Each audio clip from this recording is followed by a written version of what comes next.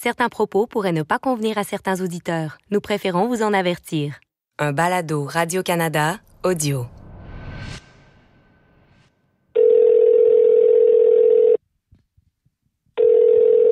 Oui, hello. Oui, bonjour Carl, c'est Olivier Bernard. Oui, bonjour Olivier. Ça va bien? Carl, c'est une des nombreuses personnes que j'ai trouvées par hasard sur les réseaux sociaux en faisant des recherches sur l'ayahuasca. Ça fait plusieurs années que j'avais envie d'en faire de l'ayahuasca. Premièrement, moi, je suis un alcoolique toxicomane. Je suis sobre depuis 1982, ça veut dire 38 ans. L'alcoolisme, ça nous amène beaucoup à faire une recherche spirituelle, donner un sens à notre vie.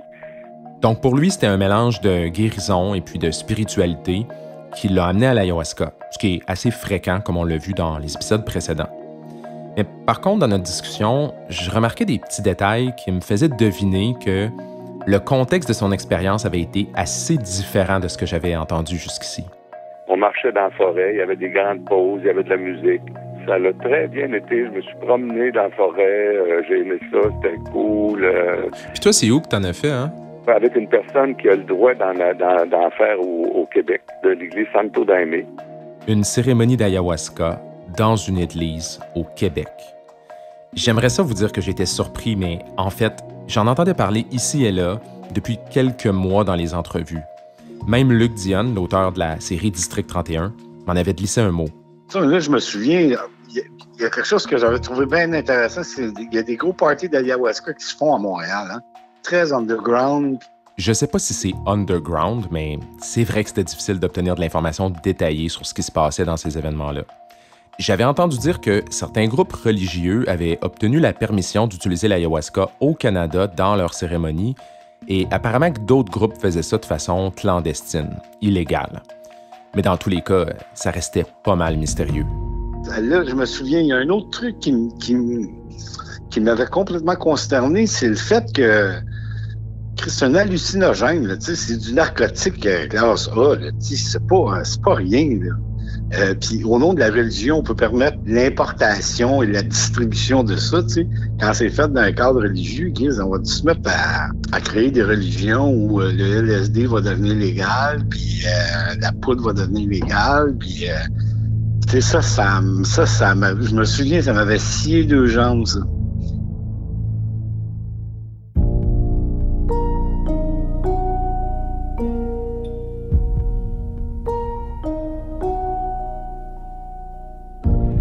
Je m'appelle Olivier Bernard et vous écoutez Dérive Ayahuasca.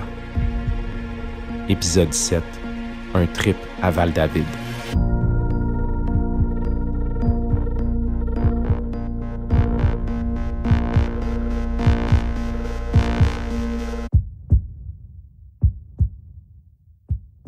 Avec tout ce que j'ai appris dans le dernier épisode, j'avais énormément de vérifications à faire.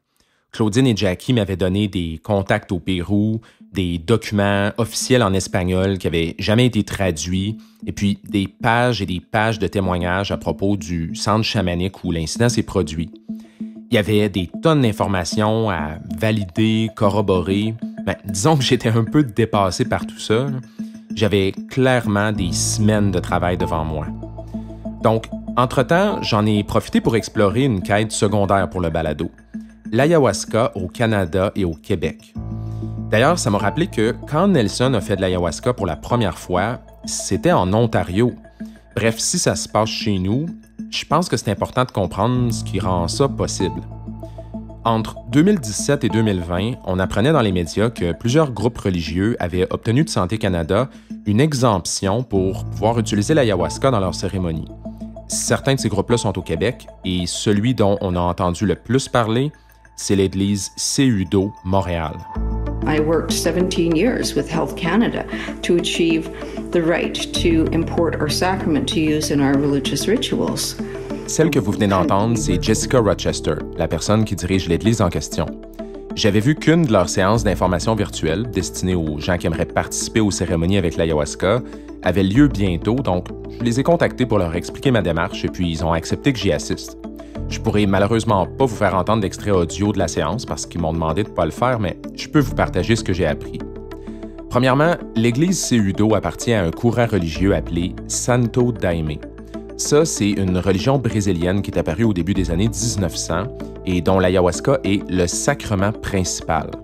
Donc, c'est comme l'équivalent de recevoir l'hostie dans la religion chrétienne, mais dans ce cas-ci, l'hostie est hallucinogène. Bon, ici, je veux faire une distinction importante. La religion Santo Daime, c'est pas la même chose que la pratique chamanique qu'on retrouve en Amérique du Sud, dans les centres d'ayahuasca, par exemple.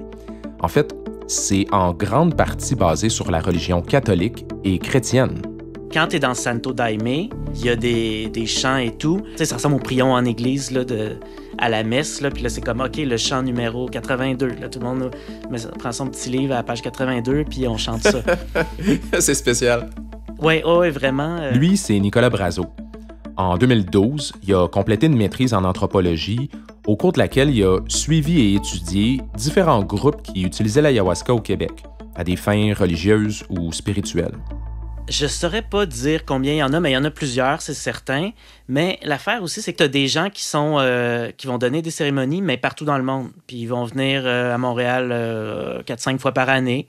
Puis ça, dans les réseaux de gens qui s'intéressent à ça, ça circule. Il y a des tournées d'ayahuasca internationales, c'est ça que tu me dis? Ouais. Mais à part les tournées mondiales de Shaman Rockstar, ouais, je sais, c'est spécial ça, il y a certains groupes plus établis au Québec. Et Nicolas a eu la chance d'en suivre certains de près pendant plusieurs mois et de participer aux cérémonies avec l'ayahuasca, qui étaient faites dans ce cas-ci de manière illégale. Le groupe où je suis allé le plus souvent avait comme une inspiration qui venait un peu de Santo Daime. Il y avait comme le recueil de chants. Puis à l'époque, le leader m'avait parlé, lui, il est comme un esprit cartésien. Il aurait aimé que ça s'apparente à une démarche plus scientifique. Ça peut sonner drôle comme ça, mais de démontrer ce que l'ayahuasca pourrait apporter. Mais là, il s'est bien rendu compte qu'il n'y aurait jamais de permission pour ça. Donc, en prenant une approche plus religieuse, là, aujourd'hui, il a réussi à avoir la permission pour le faire en toute légalité. OK, là, on entre dans l'aspect qui m'intrigue le plus, c'est-à-dire comment certains groupes ont réussi à convaincre le gouvernement de leur accorder l'autorisation d'utiliser l'ayahuasca dans leurs cérémonies. Donc, j'ai contacté le Bureau des substances contrôlées de Santé Canada. C'est eux qui accordent ce type d'autorisation-là. On m'a répondu que personne n'était disponible pour une entrevue, mais j'ai obtenu des réponses à mes questions par écrit. En résumé, quand une substance est considérée illégale, il y a quand même des possibilités de dérogation. C'est inscrit dans la loi là, que le gouvernement peut autoriser des exemptions à des fins médicales ou scientifiques, ou encore si ça sert l'intérêt public. Des exemptions médicales et scientifiques, c'est ce que les chercheurs obtiennent pour faire des études cliniques sur les psychédéliques ou d'autres substances contrôlées. Et ça, c'est super difficile à obtenir, là, même pour des chercheurs bien établis. Pour ce qui est des exemptions religieuses, ça entre dans ce que le gouvernement considère de l'intérêt public. Pourquoi? Au Canada, on prône la liberté de religion. Donc, si l'ayahuasca est un sacrement dans une religion, comme Santo Daime, ça permet à un groupe de dire au gouvernement « L'ayahuasca est essentiel à notre liberté de religion et donc, vous devez nous accorder une exemption. » Il y avait plus d'ouverture en passant par l'aspect religieux. C'est pour la liberté de culte. Je veux dire, tu peux t'arranges les choses pour arriver à tes fins, finalement. OK, donc là, il y a une question qui me brûlait les lèvres et j'avais pas le choix de la poser à Nicolas.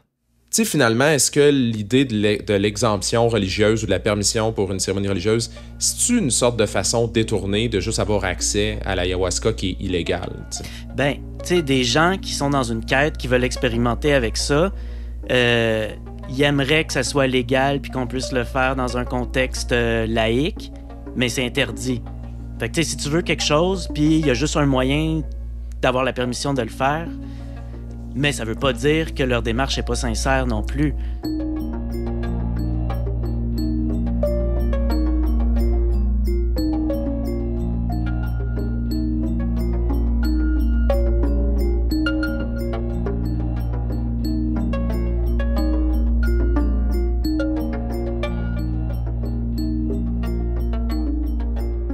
À la fin de la séance d'information avec CUDO Montréal, il y a eu une dizaine de minutes de chant.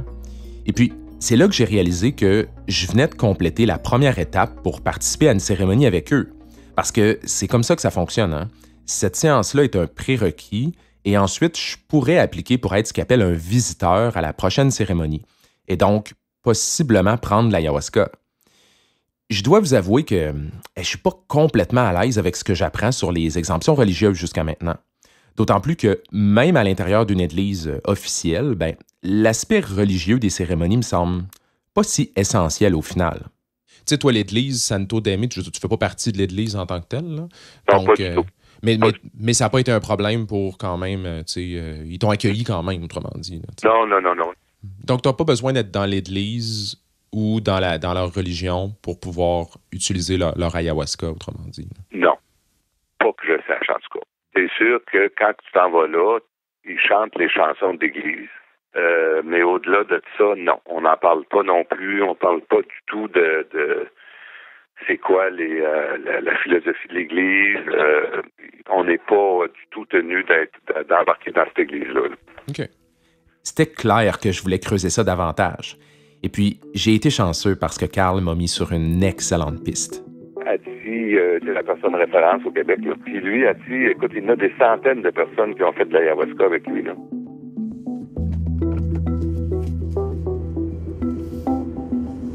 Bon.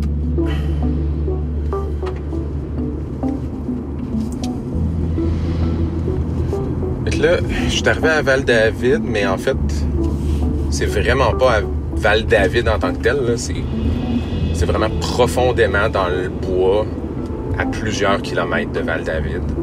C'est un peu à ça que je m'attendais. Je me doutais bien que je faisais pas des cérémonies d'ayahuasca au centre-ville.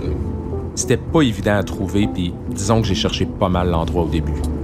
OK, logiquement, ça devrait être ici. C'est en plein, ça. C'est un petit chemin, on voit même pas la maison de la route, là. Fait que... Allô? Ati Supino doit avoir la fin cinquantaine, début soixantaine. En tout cas, il dégage une énergie de jeunesse. Il est décontracté, super sympathique. Il m'a reçu chez lui parce que c'est sur son terrain, dans la forêt, que les cérémonies d'ayahuasca ont lieu. C'était une journée de canicule, donc en marchant à travers les arbres, j'avais un peu l'impression d'être en Amazonie. Ça, c'est un peu ce qu'on appelle l'église. Est-ce que toi, t'appelles ça l'église ou... Je vais te raconter tout ça. Là, ah, OK. C'est un peu une joke au début. Donc, on est entré à l'intérieur de l'église, entre guillemets. C'est comme un pavillon en bois avec des moustiquaires, puis il y a une croix. C'est écrit Seudo Valeda Vida. Ici, il reçoit des petits groupes de 10 à 12 personnes, dont la plupart sont des membres réguliers de l'Église. Les quelques nouveaux visiteurs, un ou deux de temps en temps, selon Ati, viennent participer aux cérémonies en échange d'un montant d'argent qui me dit être le minimum pour l'aider à payer les installations et l'ayahuasca en tant que telle.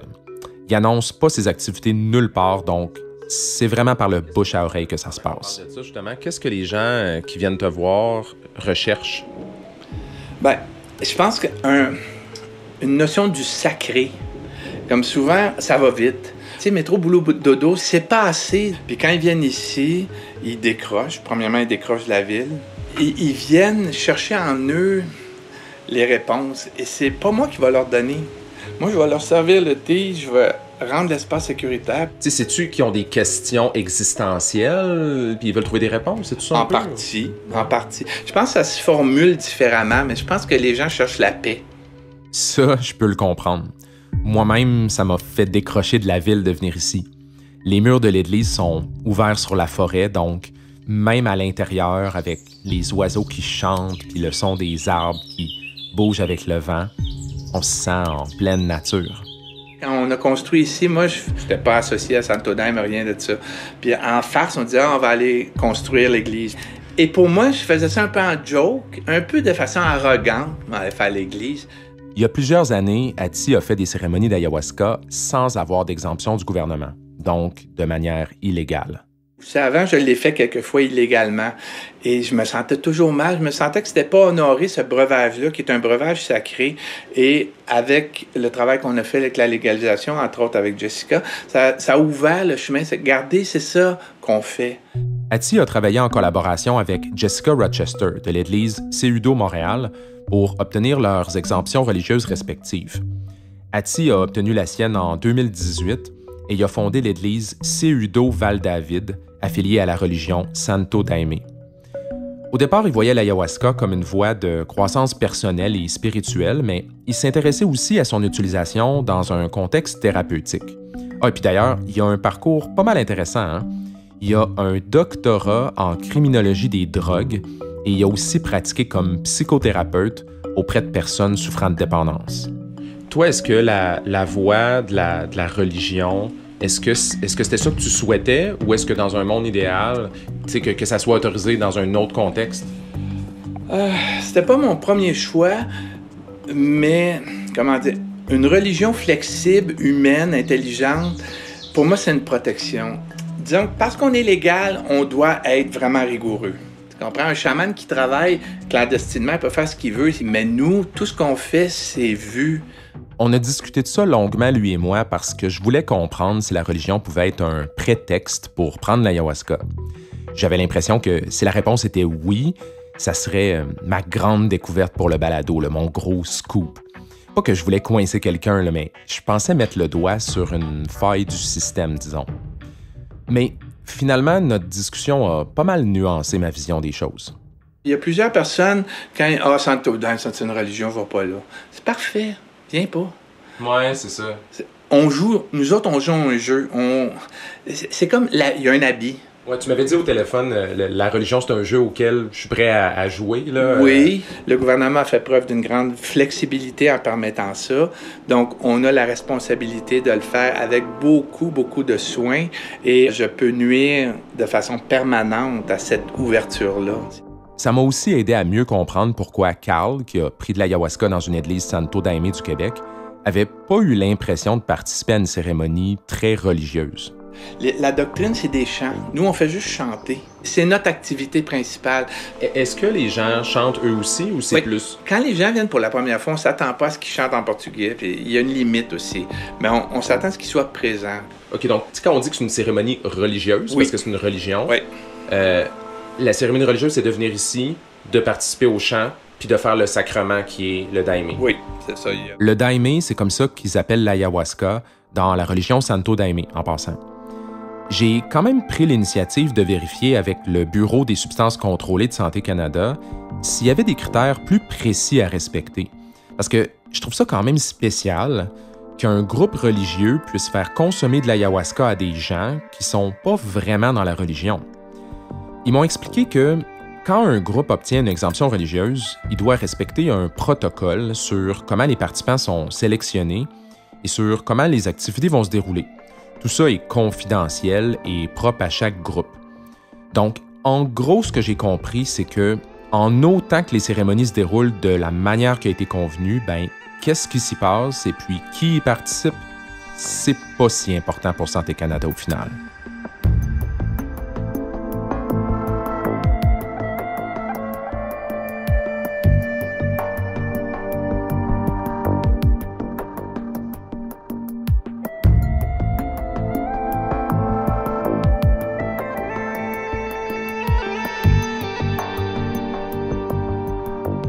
Dans ton mémoire, à un moment donné, tu dis « n'entre pas là qui veut » et tu parles d'une sélection serrée des participants.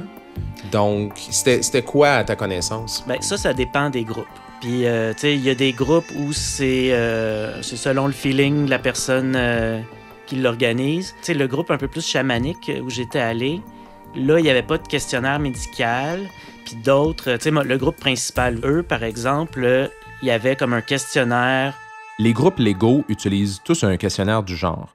La personne doit déclarer ses antécédents médicaux, psychologiques et psychiatriques, et aussi la médication qu'elle prend. Sauf que là encore, tu sais, la personne qui remplit le questionnaire médical au départ peut bien mentir, tu sais, je veux dire, c'est pas un détecteur de mensonges. En effet, et puis d'ailleurs, j'avais beaucoup de questions sur la sûreté de ces cérémonies-là. Comme on l'a vu dans des épisodes précédents, l'ayahuasca et les psychédéliques peuvent faire du tort s'ils sont mal utilisés. Donc, malgré que je m'assouplissais tranquillement aux aspects législatifs, le côté santé continuait de me déranger. Ils prennent des risques calculés. Il y en a qui vont qui calculent plus que d'autres, là. Il y en a des fois, ça peut être même de la naïveté, puis qui prennent plus de risques qu'ils devraient, puis ils pourraient se mettre en danger. Puis tu sais, j'ai même vu des gens, puis ça, je pense qu'aujourd'hui, plus personne ferait ça, là, mais tu sais, comme afficher sur Facebook, cérémonie d'ayahuasca, c'est ouvert. J'ai parlé de tout ça avec Cathy, évidemment, pour savoir comment ça se passe dans un contexte légal.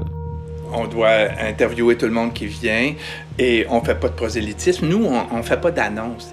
Tu passes une entrevue, tu fais passer un questionnaire, il y a des questions médicales là-dedans, oui. Forcément? Comme quoi, mettons? Ben, tous les antécédents psychiatriques, etc., là. Les questionnaires, les entrevues, puis tout ça, c'est bien. Disons que c'est un minimum.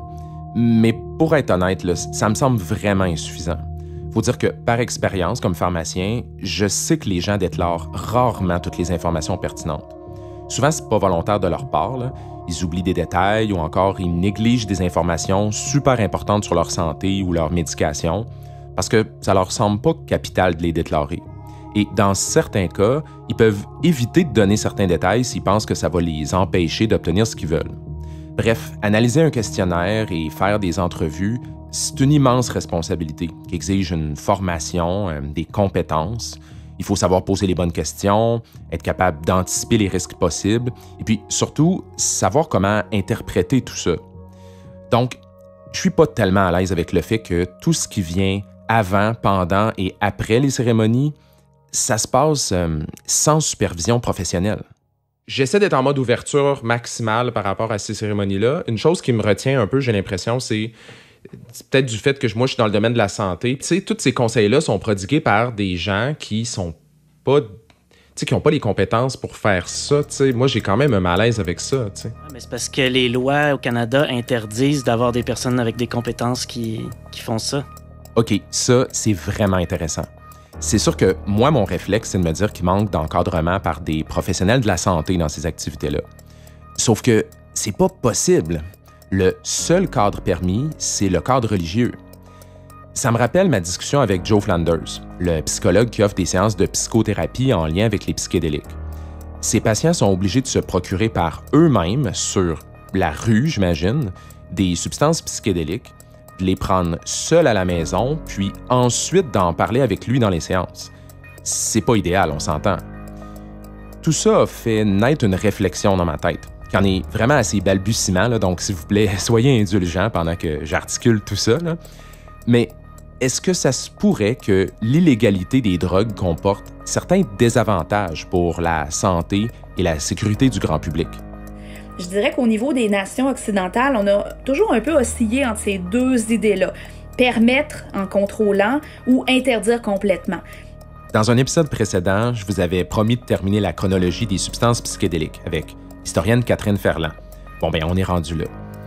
Si on résume ce qu'on a appris précédemment, c'est la science qui a stimulé l'intérêt pour ces substances-là dès le départ, et ensuite elles ont fait un passage vers le grand public et la culture populaire dans les années 60-70. C'est là que ça a pris une autre tournure. Il y a 5, 6, 7 ans, 8 ans où les drogues vont circuler presque librement. C'était normal, si on se trouvait dans un festival de musique, de consommer ce qui nous passait sous le nez sans trop se poser de questions.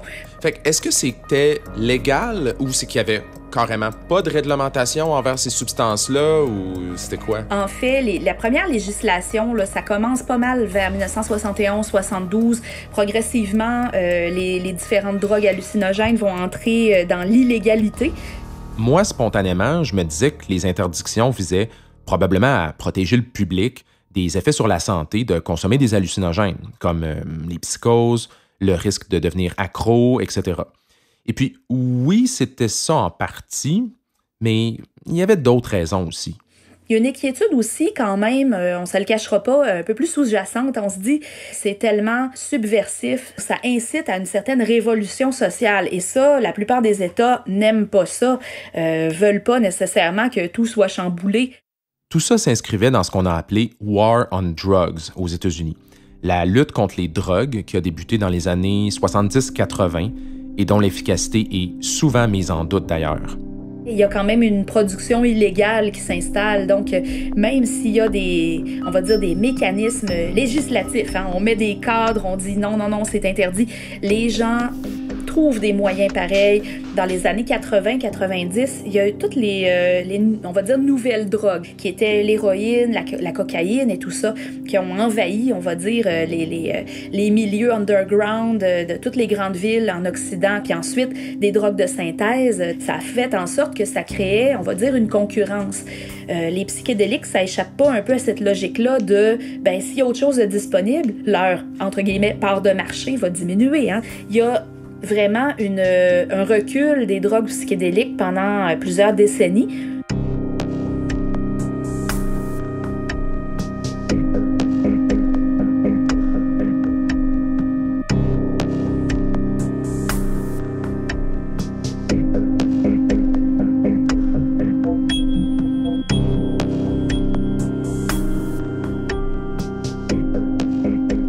Dans une analyse publiée dans le journal de Lancet en 2019, des chercheurs ont classé les différentes drogues récréatives selon le niveau de dommages qu'ils causent sur la société. Les psychédéliques sont à la toute fin de la liste, donc le plus faible niveau de dommages. Au sommet, on retrouve l'héroïne, la cocaïne, les drogues de synthèse, et puis aussi le tabac. Mais le numéro 1, c'est quoi? L'alcool. Une substance dont la consommation excessive est associée à une tonne de problèmes de santé, mais qui est pourtant omniprésente. L'alcool, comme certaines autres drogues, en fait, ce sont des substances qu'on connaît, qu'on maîtrise dans la culture occidentale depuis tellement longtemps que c'est pas de l'inconnu. C'est beaucoup plus facile de l'encadrer et c'est beaucoup plus familier aussi. Et ça fait une grosse différence. C'est une question de familiarité essentiellement parce que, tu sais, les dommages sociétaux qu'on pourrait associer à l'alcool puis au tabac sont incroyablement grands, tandis que les substances psychédéliques, finalement, c'est pas utilisé par tout le monde. Effectivement. Quand on regarde en ce moment, bon, le défi 28 jours sans alcool, on verrait pas un défi 28 jours sans DMT ou un défi 28 jours sans LSD parce que, justement, c'est tellement marginal. Comme beaucoup de gens de ma génération, j'ai grandi avec l'idée que les drogues, c'est mal et que si on commence à consommer une drogue comme du cannabis quand on est jeune, ben, on risque de tomber éventuellement dans une spirale infernale de drogue de plus en plus dure et puis devenir accro. Et puis oui, c'est totalement vrai pour certaines drogues et certains médicaments aussi. Mais qu'est-ce qu'il y en est des psychédéliques par contre? J'ai posé la question à Claude Rouillard, ma nouvelle référence en neuropsychopharmacologie. Ces substances-là, là, les psychédéliques, là, c'est quoi leur potentiel d'abus? Le potentiel de dépendance est beaucoup moins fort que plusieurs autres catégories de drogues. Par exemple, que les stimulants comme méthamphétamine, amphétamine, cocaïne, comme les opioïdes, etc. Pourquoi? Parce que leur mécanisme d'action est plus au niveau de la sérotonine qu'au niveau de la dopamine. Dans le développement de la dépendance, la dopamine joue un rôle très, très important. Ces drogues-là ont peu ou pas d'effet au niveau de la dopamine. Je vous pose la question parce qu'en ce moment, on peut souvent lire ça, là, que les psychédéliques, c'est parmi les drogues ou les substances psychoactives les plus sécuritaires. Qu'est-ce que vous en pensez de ça? Bien, en fait, il faut faire attention de dire que c'est sécuritaire. C'est sécuritaire quand on connaît qu'est-ce qu'on consomme. C'est intéressant, ça. Les drogues demeurent accessibles même si elles sont illégales. Mais est-ce que les utilisateurs savent vraiment ce qu'ils consomment? Nous, c'est un des messages qu'on partage le plus, c'est que tu sais jamais ce que tu consommes. Pamela Binette est intervenante en toxicomanie et puis elle travaille pour le GRIP, un organisme à but non lucratif qui offre de l'information scientifique à propos des drogues et qui accompagne les gens dans leur consommation, par exemple dans les raves et dans les festivals, pour réduire les risques. C'est une approche largement acceptée chez les spécialistes dans le domaine qui s'appelle la réduction des méfaits. Qu'est-ce que les gens consomment, par exemple, comme drogue dans les festivals? En général... Ouais, en général. Ben, pas mal tout, je te dirais. Ah oui? Comme... Tu parles à un débutant ici qui connaît pas ça, là. OK, ben, c'est de base alcool, cannabis, cocaïne, amphétamine, méthamphétamine, MDMA, GHB. Beaucoup de psychostimulants aussi maintenant, là. Fait qu'on va parler de Ritalin, Adderall, Concerta, Vivance. Ah ouais, des médicaments carrément? Ouais, de plus en plus. Puis des imitations de médicaments aussi, là. Puis au niveau des psychédéliques, moche, LSD, kétamine, beaucoup. conso de DMT ayahuasca, c'est plus rare. Est-ce que les gens ils combinent ces substances-là, des fois? À 100% tout le temps, je te dirais. Là. Ce que j'ai compris en discutant avec Pamela, c'est que l'illégalité des drogues fait en sorte qu'il n'y a aucun moyen de contrôler ou même de savoir ce que les produits contiennent. Et ce problème-là s'applique tout autant aux psychédéliques. Tu sais, il y a eu la prohibition de l'alcool, puis ce que ça a fait, la prohibition, c'est que les produits étaient moins contrôlés, puis plus forts, puis plus dangereux. Fait que c'est la même chose avec l'ensemble des substances. Par exemple, avec le LSD, qui est contrôlé, est moins dangereux qu'un LSD qui a été créé sur la rue. De ce qu'on entend, puis de ce qu'on voit dans les dernières années, puis les études qu'on a vues, du LSD, comme le LSD était... C'est des variantes, là. C'est toujours des variantes d'une substance qu'on a entre les mains. C'est vraiment rare qu'on sait exactement ce qu'on consomme, là. En fait, on sait jamais ce qu'on consomme. C'est ça la réalité.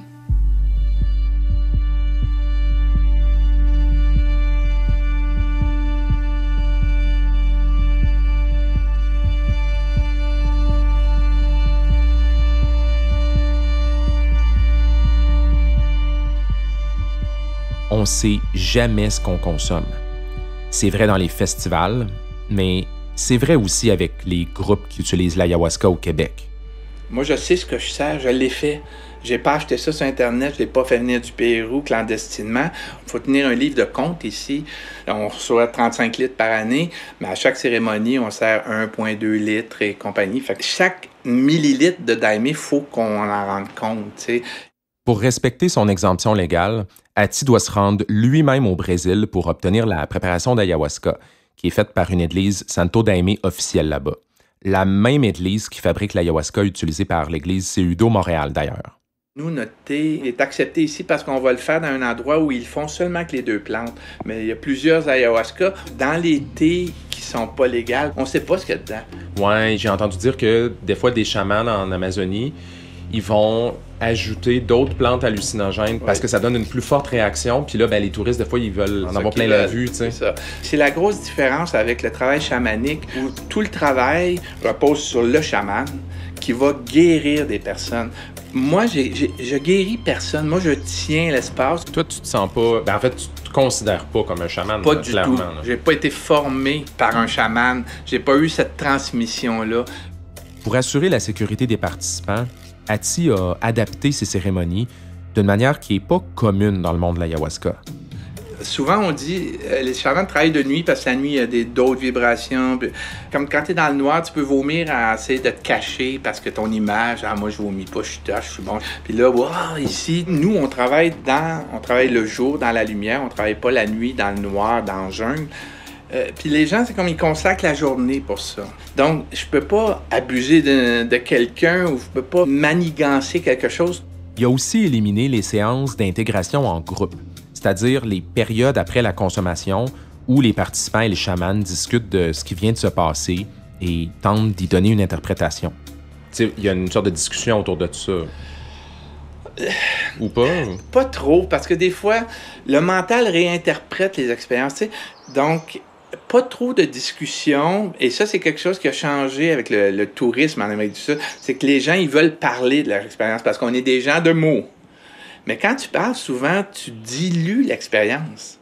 Le fait de pas trop discuter évite aussi un autre risque, celui de faire, volontairement ou non, de la psychothérapie ou de la thérapie de groupe.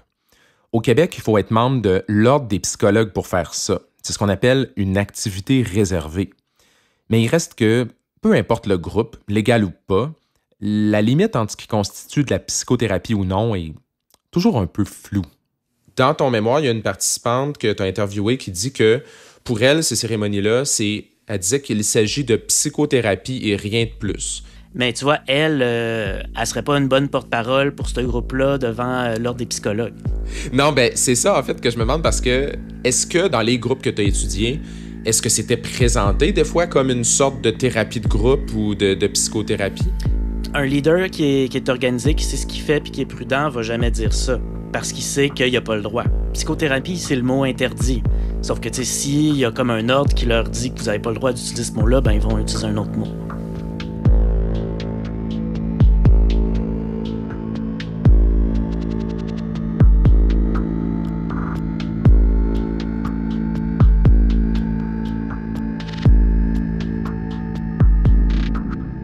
quand j'ai démarré ma recherche sur les groupes d'ayahuasca au Québec et au Canada, je vous cacherai pas que j'avais une vision assez négative du phénomène. Ça me semblait peu ou pas encadré, potentiellement dangereux, et puis je voyais l'exemption religieuse comme une sorte de tour de passe-passe légal pour vivre l'expérience de l'ayahuasca.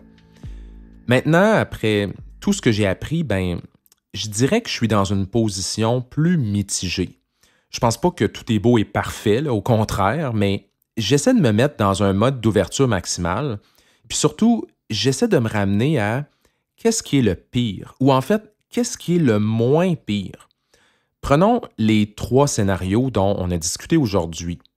Est-ce que le moins pire, c'est scénario 1, que des gens aillent prendre l'ayahuasca au Pérou, où c'est devenu une immense industrie sans aucune réglementation, qu'ils aillent au beau milieu de la jungle, loin de toute forme d'aide ou de secours, et que si jamais ils ont besoin de soins médicaux, ils se retrouvent dans la situation que Claudine et Jackie ont vécue quand ils ont essayé de sauver Nelson à l'hôpital.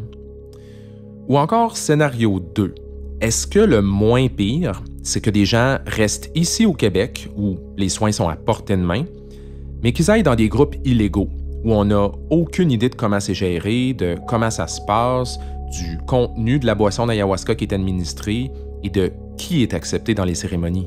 Dans ton mémoire, tu parles à un moment donné qu'il y a un couple qui vient avec sa petite fille de 5 ans, puis la petite fille de 5 ans, il lui donne une gorgée d'ayahuasca, tu sais. Moi, je faisais le cœur m'a quasiment arrêté quand j'ai lu ça, tu sais. Puis je comprends que c'était une petite dose, mais... Tu sais, j'ai eu le même sentiment que toi quand j'ai vu ça... Quand j'ai vu ça arriver, là, tu sais, la petite fille, elle va bien, là, puis... Mais il y a des choses, tu sais, pires qui peuvent arriver, puis si on l'encadrait mieux, on pourrait éviter, tu sais, là, ça se passe quand même bien, mais on n'est pas à l'abri, là, tu sais, que des choses tournent mal, puis de forcer les gens à le faire dans la clandestinité, c'est les mettre plus à risque. Ou finalement, scénario 3. Est-ce que le moins pire, c'est que les gens en fassent ici au Québec, dans des groupes qui ont obtenu une exemption religieuse légale, qui offre au moins un certain cadre et où les organisateurs risquent de perdre leur autorisation s'ils font mal les choses?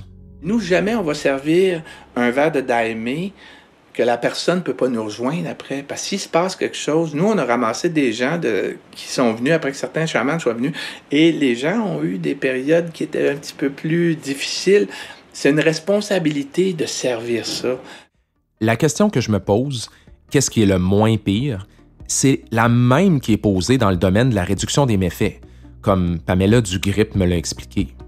T'sais, on s'est fait driller toute notre jeunesse puis toute notre vie à se faire dire que la drogue, c'est mal.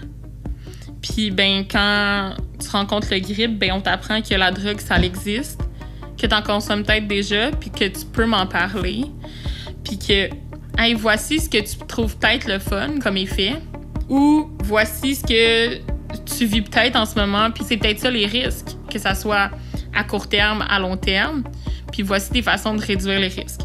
En réduction des méfaits, c'est pas le risque zéro qui est visé, mais plutôt le moindre risque, ou le risque calculé, en considérant que les gens vont avoir ces expériences-là de toute façon. L'objectif, c'est pas non plus de valoriser la conso puis de la banaliser. Nous, le but, c'est que l'information qu'on donne, c'est objectif, puis que t'as comme un big picture après que tu nous ailles parlé, puis là, tu fais comme, OK, maintenant, qu'est-ce que je fais?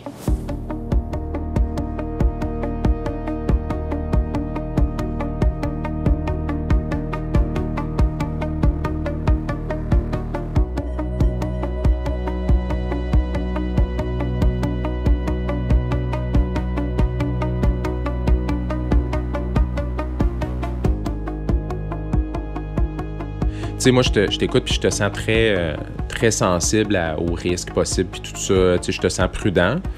Ouais. En même temps, c'est une méchante grosse responsabilité. Oui. À date, ça fait presque 20 ans que je fais ça puis jamais rien arrivé parce que je travaille de façon juste.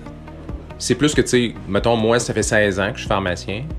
Puis, tu sais, j'oserais jamais diriger une séance d'ayahuasca, là, tu comprends ce que je veux dire? Ouais. C'est sûr qu'on s'entend, j'ai pas d'expérience avec ça. C'est différent quand t'as l'expérience. Mais moi, j'aurais ben trop peur, là, tu sais. Puis pourtant, en théorie, tu sais, je suis supposé être habitué de jouer avec des substances pharmacologiques puissantes, tu sais. Ouais. Mais je pense que déjà, si tu administrais du DMT synthétique, que tu avais un peu analysé puis dit OK, Ouais. telle dose, tu te sentirais probablement plus à l'aise. Ben totalement. Ah, Ça serait différent. Puis tu vois, pour moi... Ça serait différent si c'était légal.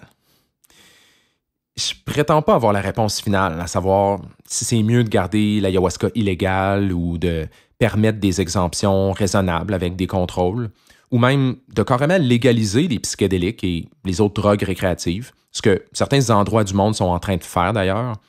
Je ne sais pas ce qui est le mieux. Tu sais, les gens qui veulent expérimenter avec l'ayahuasca se sentent quand même plus en sécurité de le faire dans un groupe comme ça que tout seul dans leur sous-sol. Sauf que les gens qui recherchent ça, qui veulent expérimenter avec ça, ben soit qu'ils le font dans ces conditions-là ou qu'ils s'en vont dans un autre pays. Puis, à mon avis, aller faire ça au Pérou comporte peut-être plus de risques que de le faire ici au Québec, là. C'est un bon point, ça, parce que l'idée que des gens font de l'ayahuasca au Canada et au Québec, même si c'est dans un contexte religieux légal, ça nous rend assez inconfortables en général.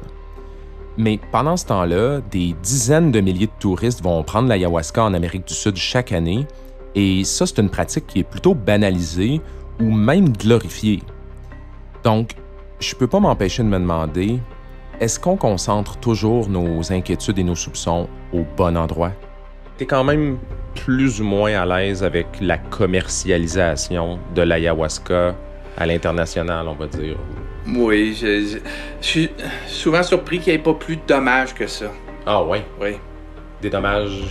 Et des personnes qui perdent la vie, et des personnes qui sont abusées sexuellement, des personnes qui sont volées, parce que c'est des choses courantes. Tu sais, je suis surpris qu'il n'y en ait pas plus.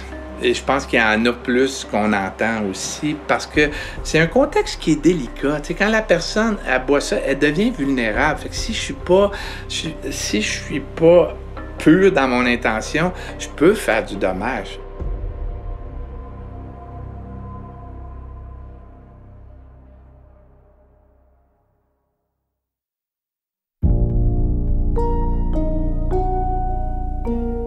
Dans les 2 prochains épisodes de Dérive Ayahuasca, j'atteins la fin de ma démarche et je vous révèle les conclusions de mes recherches sur le décès de Nelson. Je sais pas si t'es au courant de ce que je m'apprête à dire, mais Nelson il était en train de faire une diète quand c'est arrivé. Il commençait une diète avec un chaman qui devait avoir peut-être 17 ou 18 ans dans le temps. Il s'appelait Léo, c'est ça, il était vraiment gentil, mais il était vraiment jeune. Si tu fais une diète comme ça avec un chaman qui a pas assez d'expérience, ou si tu reçois une dose trop élevée, ou si t'es pas assez solide, ou si t'es épuisé, je veux dire, ma théorie sur ce qui s'est passé, en fait, je vois 2 possibilités. Soit il s'est...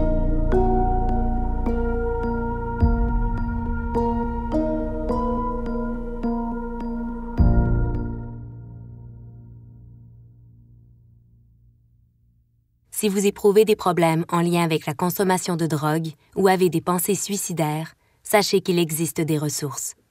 Visitez la page de ce balado pour obtenir toutes les informations en lien avec les organismes pouvant vous venir en aide.